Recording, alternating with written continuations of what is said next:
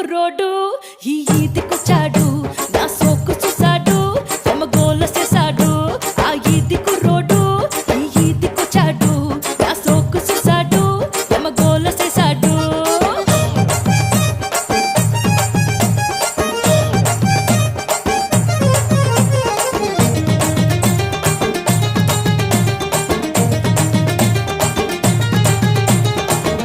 కొత్తగా బయటేసిన రోజుల్లో కొబ్బరి తోటలో మేళానికెళ్తే అక్కడ నన్ను చూసి ఓ కొంటి కుర్రాడు